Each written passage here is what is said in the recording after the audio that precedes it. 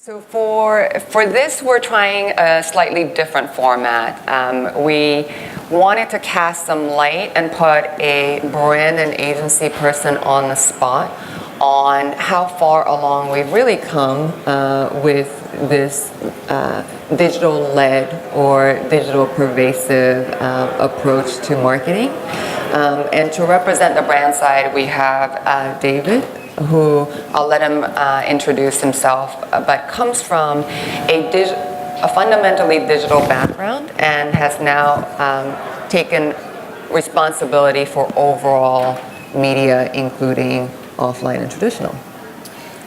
David Vineski, I've been at Intel for about 14 years, and to G's point, I grew up digitally, and about 4 years ago, my management string actually asked me to take over all of the non-digital and traditional forms of advertising in the US, so print, broadcast, out-of-home, cinema, experiential, et cetera.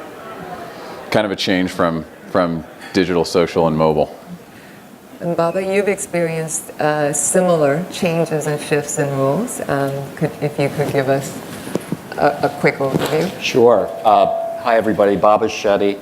I worked on the client side of things. I was a client at BMW for about 7 years. I've worked on the publisher side of things. I was at Newsweek and the Daily Beast, and I have worked on the agency side of things. Right now, my role at Digitas is I'm the Chief Strategy and Media Officer for North America. So I oversee media, paid media, social, and content. And as we talk about things, we'll talk about those three things and how I think they fit together. But I think from my point of view, Digitas is not really as known, I think, for the media offering per se. And we kind of represent right now in the marketplace a digital-first approach to all media.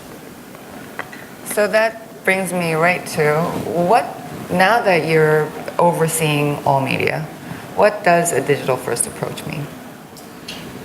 To brand? Mm-hmm. I think I don't really look at it as just a digital-first approach. I look at it as an integrated approach. I think for a brand like Intel, we took two different tracks on media for a long time. Pages in a book, 30-second spots on TV, interstitials in cinema, and we never really tied that to our digital offerings. Meaning, the creative looked the same, but the way we actually integrated the message between platforms wasn't exactly the same. So, same sort of message side by side, but no way to tie each other together. So, when we talk about digital first now, even if we're doing a program with a print publication, it's really almost building out the digital program, and the pages in the book are added value onto it, or we find a way to tie the print back into the digital, but we really lead with the digital, even with just a print publication or an experiential effort. Do you see it separately anymore? I don't. No, it's. I look at our media budget as one media budget, and I was here earlier with Becky Brown, who is our global director of media, and we were talking about how we were looking at media next year, and we really look at media at Intel across the geographies and centrally as one team, focusing on one objective, and the budget is kind of a means to an end. We're looking at the overall message that we're trying to get out to people, and we push and pull from the right buckets to get there. It's not we have to go spend 10% in mobile or 50% in TV or 35% in print. It's what's the right platform for the right audience with the right message. Baba, how does that change the way you advise clients on their media mix? If you have clients like David who don't look at it as a separate piece anymore. Yeah, so I kind of, I like the approach of not thinking about media as digital or non-digital, but we still think it's useful to have some kind of classification system to help our client brands think about media. And kind of the way we think about it is what we've been talking about a lot is there's foundational media, which is the thing that delivers the thing that's been so valuable for years and years in media, which is reach and continuity against an audience to deliver the objectives that a brand really requires. And that used to be television centric, and increasingly it's not. It's television plus digital, and programmatic plays a huge role in that aspect of things. So foundational media over here. The other thing that is absolutely so important right now is what we talk about as designed media, and it's media that's almost created on behalf of a client to meet a specific business objective. And that is about some conceptual thematic that will actually draw an audience to the brand, that'll actually accomplish something meaningful to the brand. And it requires aptitude with technology, creativity, and partnerships with media companies as well. And both of those things, it's not really so much digital or non-digital, it's just different kind of ways of thinking about how consumers experience your brand. So I'll pivot on that, because we don't really look at people as consumers. We're an ingredient brand. It's really hard to touch and try and feel and taste and smell a processor. It's not all that sexy of a product. We do a pretty good job of trying to make it sexy, but fact of the matter is, unless you have a pocket protector or a propeller head, it's probably not all that sexy. So I always make the statement that people don't buy processors, they buy experiences. And we think we have the best ingredient in all of your devices out there, be it a notebook, tablet, phone, or refrigerator, in-car computing, what have you.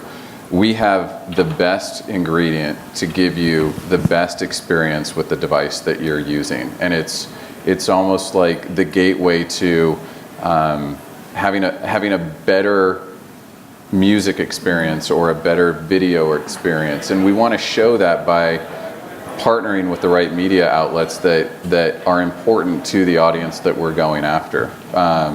Whether it's Pandora or MTV or Microsoft or Gawker. We identify the experience based on the target audience we're going after and show them the way that our technology makes that experience better.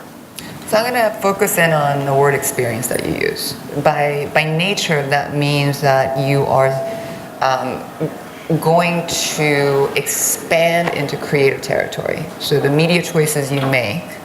I think we already have. Exactly. Yeah. That's not inherently easy. No. Being on the agency side, I don't see it very often. So how do you branch out? Well, selfishly, I would get bored just buying straight media. So, for me, it's important from a brand perspective to have a voice in how the creative aspect of our brand plays out in media. And, we identify partners and that we think are utterly creative. I mentioned Pandora. We've done a lot of great work with them. MTV, we've done a ton of great work with them. We have a program right now called the Music Experiment that is a very creative program that we have been intimately involved in. A gentleman named Nusrat Durrani, who's the general manager and SVP of MTV World, said to me when we first started this program 2 years ago, I don't care about the MTV brand in this program. We're here to build out the Intel brand, and we want you guys to have a strong voice in what this looks like creatively. That's a huge invitation. I've never had another media partner tell me that, and to be able to influence a creative program that these guys are the ultimate experts on was a huge invitation to us as a brand to really put our stamp on it and do it in an authentic way. We had a good partner that guided us down that path and showed us where the pitfalls may be when we got a little overzealous in our fingerprints on the program. To counterpoint, this trend is obviously putting completely different pressures on the agency side, where your responsibilities are going to be far above and beyond what traditional, for example, media duties used to be. Yeah. Can you describe that a little? Yeah. I still remember the old days when when I was at BMW client side, you do a deal with a media company and they'd have this concept of added value. And it would be like, trips for your salespeople or, golf outings or something. And these days we're doing deals, we just were in the press a couple weeks ago for a deal with Google. We're doing deals with media companies that can bring assets to the table that we can reconfigure in interesting, innovative ways on behalf of the brands we represent. And when I started at Digitas, I looked at the list of partners that we work with, and that list is 800 media partners long. And I can tell you going forward, it's not going to be 800 media partners long. It's going to be about deeper, richer engagements with media companies that can actually help create the kind of creative solutions that Dave was talking about. We think that you heard a little bit earlier American Express and Foursquare talking about a really innovative program. That is beyond a media buy. That is something that requires deep understanding of the technology, the consumer, the possibilities, and the business case.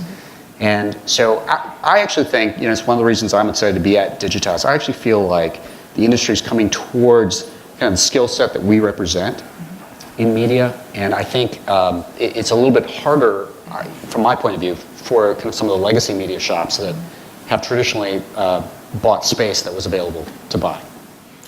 So I'm going to put both of you guys in a slightly uncomfortable spot. You guys both reference creative solutions, the need to create these products, whether that be media or an experience that's very inherent to your brand. Who has accountability to make sure that those innovations happen? Who directs, in both of your minds, who directs that effort? I think we'd probably both have similar but different, if that makes sense, perspectives. At the end of the day, the buck stops with me. I'm underwriting the PO and the dollars behind the media program. So if it does not pass muster all the way up to my CMO and ultimately my CEO, I love my agency. I'm not going to put them under, throw them under the bus. I'll take the first arrow on that, and they will help me get back to where we need to be. It's, I think it's the client that has the ultimate responsibility. You're a partner. You're just going to agree with that. Well, he's the client. I mean, how could I possibly not? I was like, that was slick. I was like, yes. So, look, the agency, I think it was really gracious of David to say that he's going to take the first arrow, but that's, look, the agency, I think, also, especially today, bears a lot of burden for showing the path to responsible innovation. And I would say, we're past the era of just doing cool stuff. So I think, we have a huge element of kind of an innovation agenda with every client that we have. And I actually think the win is when you can say, look, over 2.5 years, over 4 years, over whatever period of time, this brand used to behave this way and now it behaves this way. And here's, 6 milestones along that journey. That to me is really exciting. I think you made a great point. It's not just about, and Mike Parker made it earlier too, it's not just about aligning your brand with something that's trending on Twitter or BuzzFeed, and God love both those companies, but cats don't do me any good. And it's more than just doing cool stuff. I think Intel can inherently do really cool stuff. We've done it. But have it all tie back into the brand. Look, we're at a point right now, we have a new CEO, we have a new president, and we need to prove to him that branding and marketing and media move the needle on brand recall, brand preference, and ultimately sales. So we could go do some really cool stuff that would resonate with millennials for 35 seconds, or we could do some really innovative, brand impactful media programs that move product. Okay. And on that note, do we have any questions? Everybody wants lunch. Everybody's hungry. Don't blame you. Thank you so much.